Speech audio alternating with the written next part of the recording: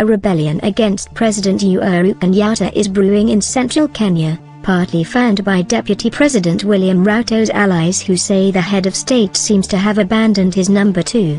Late last evening, Ruto in a tactical move threw his weight behind Uhuru, reiterating that development projects must be rolled out equitably across the country. In a series of tweets, Ruto asked disaffected leaders to use appropriate channels to address their concerns instead of resorting to moves that undermine Uhuru and the Jubilee leadership.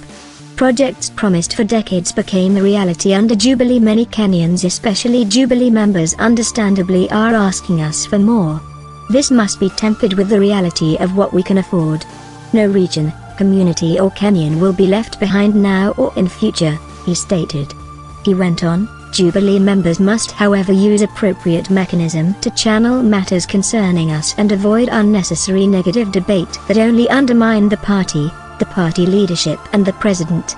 The DP listed the standard gauge railway, 7,000 kilometers tarmac roads, NHIF reforms, 4.6 million additional electricity and 160 new TVETs as among Jubilee's major achievements. The revolt burst into the open yesterday, after leaders from the region condemned the president for referring to some of them as washenzi, loosely translated as fools. Although Uhuru and Ruto have not been in direct public confrontation, words have slipped out, making it clear that all is not well between them, especially after Uhuru embraced opposition leader Raila Odinga after the handshake on March 9. There has been disquiet in Mount Kenya over alleged neglect by State House in favor of opposition zones after Uhuru was re-elected to his second and final term. But the revolt has now been amplified by the fierce succession debate sweeping the region and fears that Uhuru was slowly turning his back on Ruto in favor of Raila and other opposition candidates. Interviews by the Star piece together a mutiny fueled by Uhuru's perceived inaccessibility, plus lack of jobs and development projects in central Kenya.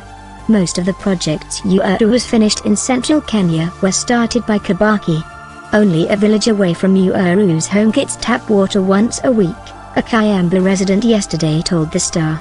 The president was re-elected overwhelmingly in Central and Rift Valley on the basis of his trumpeted development track record. Earlier yesterday, Nyeri Town MP Ngunjiri Wambugu had questioned why Ruto was silent while his allies were lashing out at Uhuru, yet he has been on a project launching spree in central Kenya.